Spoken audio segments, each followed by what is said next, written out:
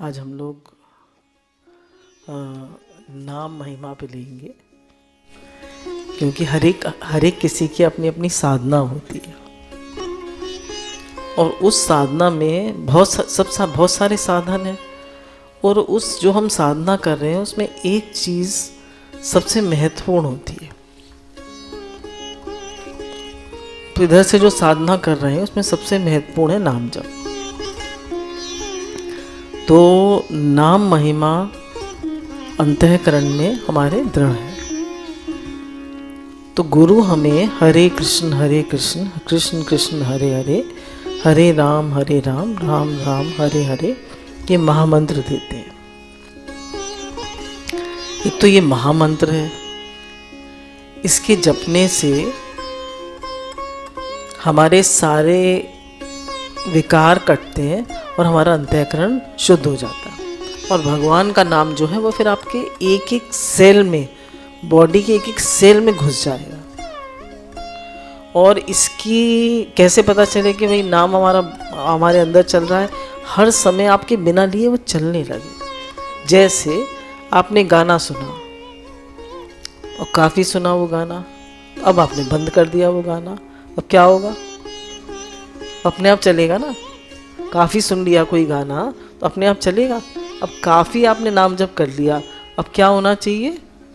अपने आप चलना चाहिए। रात में कभी आँख खुले तो नाम चल रहा होना चाहिए। अगर ऐसा हो जाए तो आप समझिए आपका नाम सिद्ध होता जा रहा है। और आपके पास कोई बैठे तो उसे शांति मिले और उसका भी नाम चलने लगे, तब समझना चाहिए कि नाम हमारा धीरे धीरे हमारे जीवन में नाम आ रहा है। अब तुलसीदास जी ने जब वो बिल्कुल उनका शरीर पूरा हो रहा था, 124 साल की उम्र में उनका शरीर पूरा हुआ, तुलसीदास जी, रामायण लिखी आप सब जानते हैं।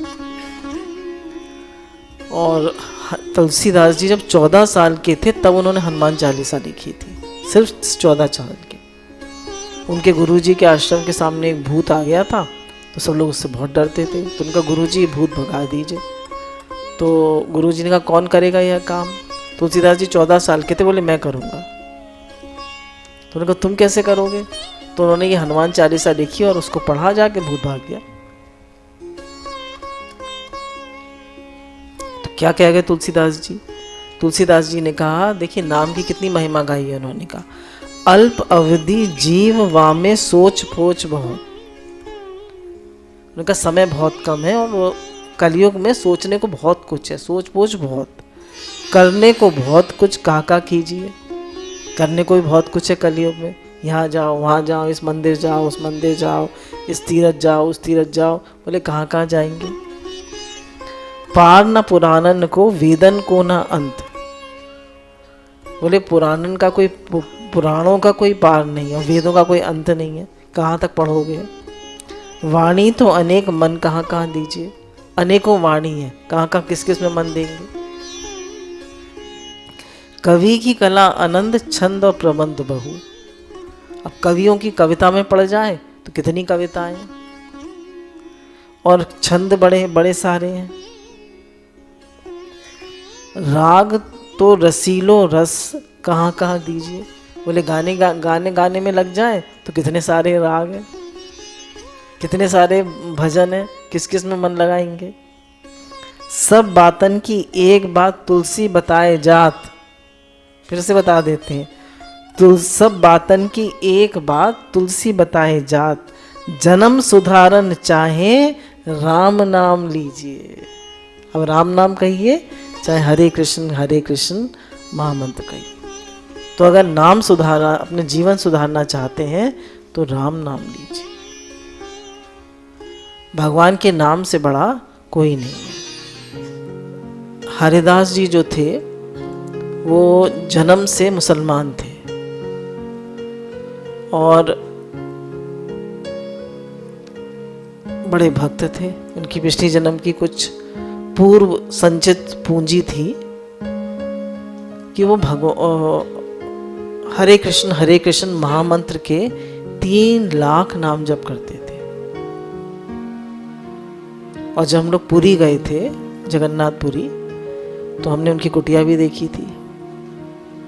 और जिस पेड़ के नीचे बैठ के करते थे वो पेड़ आज तक है, 500 साल बीत गए। और चैतन्य महाप्रभु ने उन्हें एक वो दी थी, दातुन दी थी, और उससे कहा था कि इसको जाकर तुम गाड़ देना। तो उन्होंने गाड़ दिया और रातों रात में पेड़ निकल आया। सिद्ध थे, कृष्ण के अवतार थे। तो पेड़ निकल आया। अब वो रोज उसके नीचे बैठ के, और आज तक है वो पेड़ 500 साल बाद भी, और उसी के नीचे बैठकर वो नाम जपा करते थे। और 3 लाख नाम जप रोज करते थे। कैसे? उच्च स्वर से। और उच्च स्वर से क्यों करते थे? सारे जीवों को शांति मिले, सारे जीवों का लाभ हो। अब उनकी बहुत ख्याति फैलने लगी। तो रामचंद्र खां नाम का एक जिम्मेदार था, वो उनसे चिढ़ गया। तो उसने एक वैश्या को भेजा कि जाओ इनको वो करके आओ, इनको गिरा के आओ। तो वैश्या जो कामनी और कंचन, खास संतों को गिराना हो तो पैसा दे दो या कामनी को भेज दो। तो बहुत सुंदर एक वैश्या पहुंचती है उनके पास, खूब सज सजा के आती है। उसको बड़ा अहंकार था, मैं बहुत सुंदर हूँ और मैं किसी भी पुरुष को अपनी तरफ आकर्षित कर सकती हूँ। और वो जाकर बैठी। अब वो तो अपना आंखें बंद करके और अपना नाम किए जाए, उन्होंने देखा ही नहीं उसकी तरफ। बहुत कोशिश करी उसने कि मेरी तरफ देखें तो देखा ही नहीं। वो तो अपना नाम जब किए जाए, वो भी उच्च स्वर से, धीरे से नहीं। बैठी रही, सुबह से शाम हो गए, पहले दिन बैठी बैठी चली गई, पर देखिए नाम उसके कानों में जा रहा है। ध्यान दीजिएगा, बैठी है, नहीं चाह रही, पर नाम तो जा रहा है कानों में। पूरे एक दिन सुबह से रात तक नाम सुनती रही। फिर दूसरे दिन आई, सुबह से लेकर रात। उसने कहा मुझसे कुछ बात तो कर लीजिए। बोले हाँ बात करूंगा, पर मेरा नाम पूरा हो जाए। मेरे गुरुजी ने दिया है ना मुझे 3 लाख नाम जब, पहले वो पूरे हो जाए तब मैं तुम्हारी बात सुनूंगा। और वो नाम अपना करते रहे उत्सव से, वो भी बैठी रही। अब तीसरे दिन जब हो गया तो उसने फिर कहा आप मुझसे बात तो कर लीजिए। बोले हमारा तुम्हारा मिलन जरूर होगा, पर पहले मेरा नाम जप हो जाए। अब भैया कुछ थोड़े बहुत नाम हो, कुछ माला हो तो पूरी हो जाए। 3 लाख माला कहाँ पूरी हो। बैठे रहे, वो भी बैठी रही। अब आखिरी दिन वो सुनते सुनते नाम जब, अब वो उसको कुछ और तो काम नहीं था, वो भी बैठी बैठी नाम जब सुन रही थी। उसका अंतःकरण शुद्ध हो गया नाम सुनते सुनते। तो उसके मुंह से भी नाम निकलने लगा। वो भी हरे कृष्ण कृष्ण कृष्ण हरे हरे, हरे राम राम राम हरे हरे, वो भी बोलने लगी। और चौथे दिन जब वो आई तो वो सुबह से ही उसके पाप राशि इतनी समाप्त हो गई थी, इतना उसका अंतःकरण शुद्ध हो गया था, वो सुबह से बैठी नाम ही जपती रही। और जब चौथे दिन का शाम आई तो उनके पैरों में गिर पड़ी। बोली मैं तो कुलटा हूँ, मैं तो पापी हूँ, पापिन हूँ, आप मेरा उद्धार कीजिए, आप मुझे अपनी शरण में ले लीजिए। तो हरिदास जी कहते मैंने तुमसे कहा था ना कि हमारा मिलन जरूर होगा, कहा था ना, तो देखो अब हमारा मिलन हो गया। कलयुग में नाम सबसे बड़ा है। आप भगवान का नाम लेते रहिए प्रेम से, और आपसे प्रेम से नहीं लिया जाता। जैसे देखिए आप खाना बनाते हैं तो भाव से बनाइए, उतना प्रेम नहीं है, आपका मन कहीं और है, खाना बनता है नहीं बनता है, पक जाता है नहीं पक जाता, पक जाता है। ऐसे ही आप भगवान का नाम लीजिए, कैसे भी लीजिए, आपका नाम धीरे धीरे आपके नाम में प्रेम आता जाएगा। भगवान से प्रार्थना करिए, जितना आप एकांत में बैठ के माला से करेंगे, 16 माला तो एकांत में बैठ के जरूर करिए। बाकी चलते फिरते, काम करते, काउंटर करते, कैसे भी आप माला करते रहिए।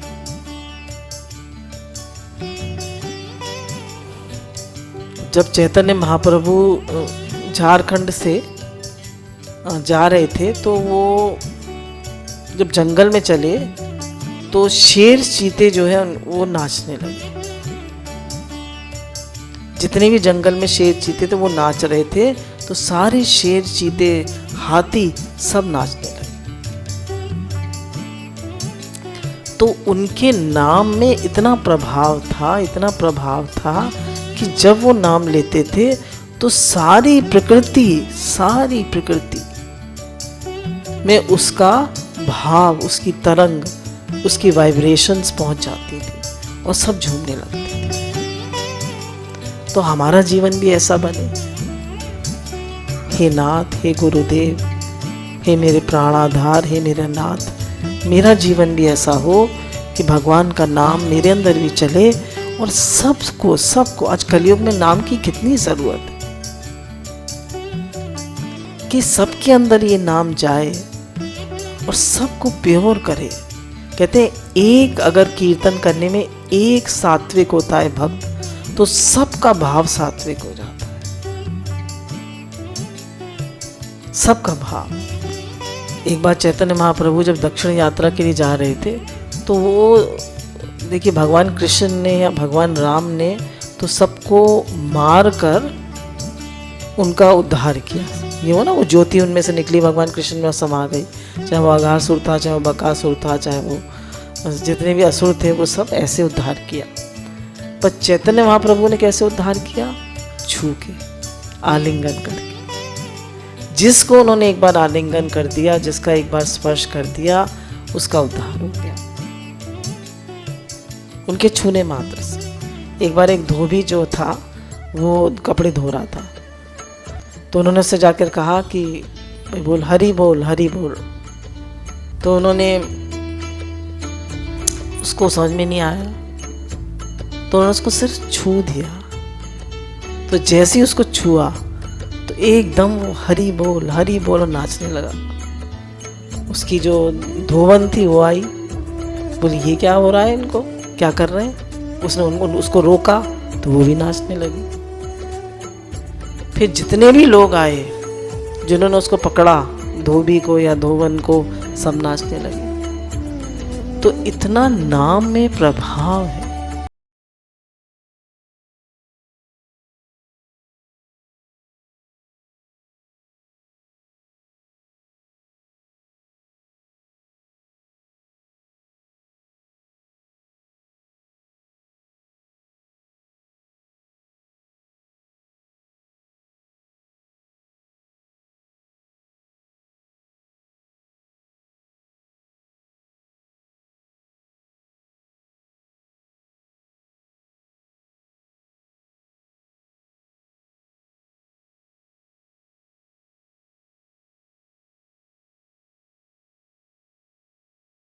जनाबाई जो थी वो नामदेव जी के यहाँ काम करती थी, और नामदेव जी कहते थे भगवान का नाम लेती जाया करो और काम करती जाया करो। फिर वो भगवान के उनके पास, नामदेव जी के पास जाती है और कहती है कि ऐसा ऐसा हुआ मेरे साथ। अरे बोले वो तो जगत जननी आई थी, वो तो साक्षात भगवान आए थे। क्यों?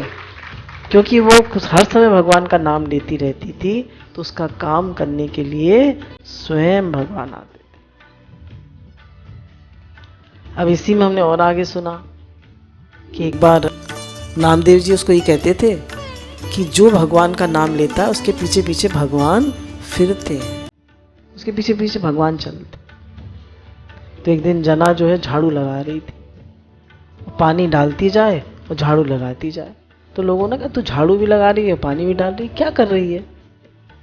तो उसने कहा इसलिए पानी डाल रही हूँ और झाड़ू लगा रही हूँ ताकि धूल ना उड़े भगवान।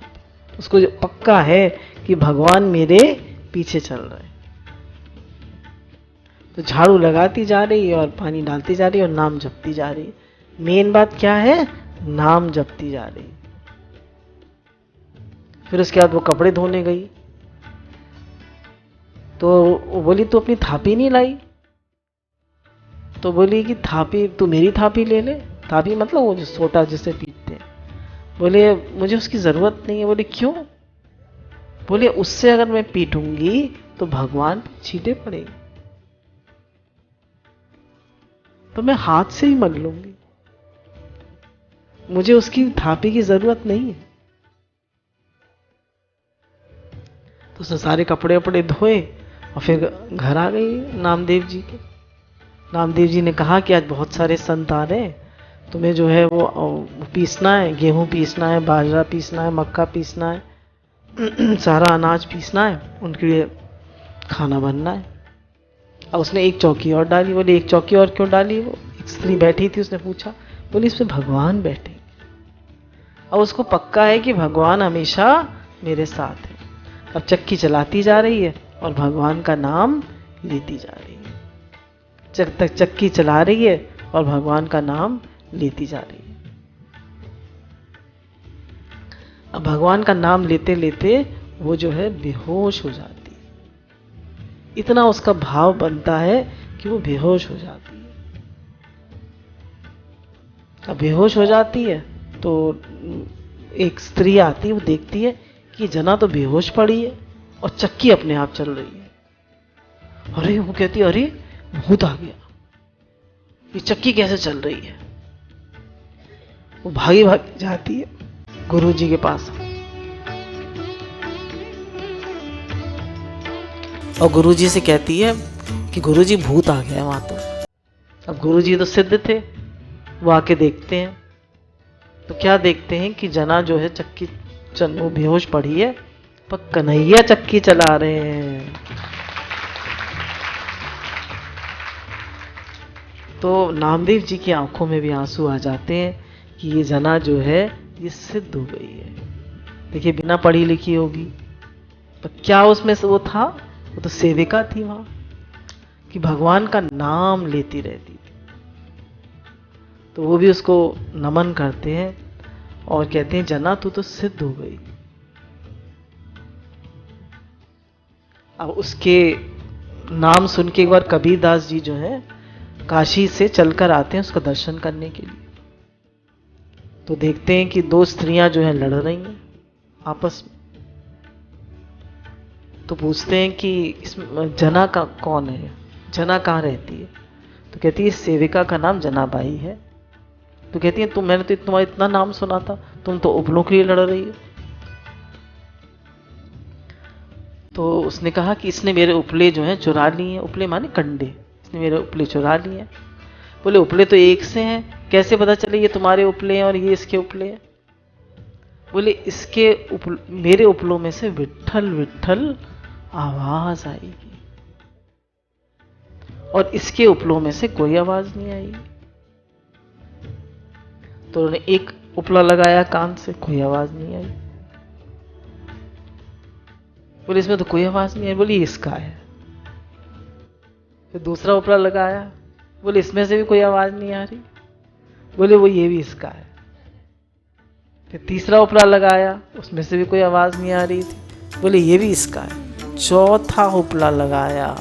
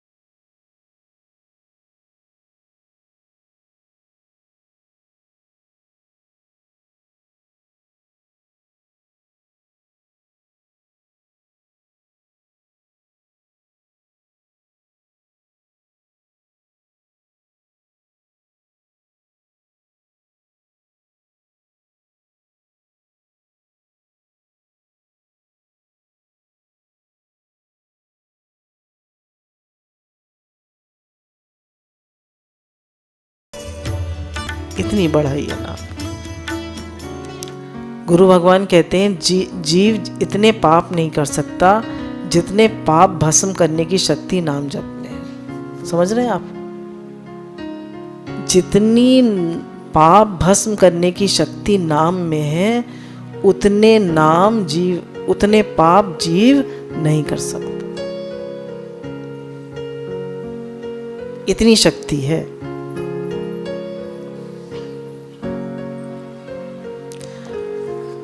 अब देखिए, एक बार एक संत जो हैं वो आए उनसे गुरुजी के पास और बोले कि मैं तो इतने दिन से नाम ले रहा हूँ, कुछ होता तो है नहीं, मैं नहीं लूँगा नाम।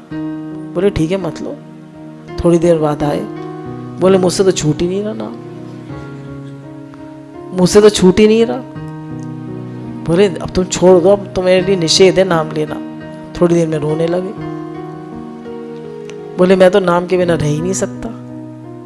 तो बोले तुम तो कह रहे थे नाम लेने से कुछ नहीं हो रहा। बोले देखो तुमसे छूट ही नहीं रहा। तो जो एक बार भगवान का नाम लेने लगता है तो उसको लत पड़ जाती है। कहते हैं ना, इसको सिगरेट पीने की लत पड़ गई, इसको शराब पीने की लत पड़ गई और वो छोड़ नहीं सकता। इसको इसकी लत पड़ गई, इसको पान मसाले की लत पड़ गई। ऐसे ही भगवान का नाम लेने की आपको लत पड़ जाए, आप भगवान के नाम के बिना रह ना पाए। और अंत काल जो नारायण सुमरे वो मुक्त नर कहलाए। अंत काल में अगर आपको भगवान का नाम आ जाए आपके मुख पर तो आप मुक्त हैं, आपको कृष्ण प्रेम की प्राप्ति हो जाएगी। आप भगवान कृष्ण से मिलकर एक हो जाएंगे। बोलिए सद्गुरुदेव भगवान की जय। बोलिए हमारे श्याम सुंदर भगवान की जय। बांके बिहारी लाल की जय। जय जय श्री राधे।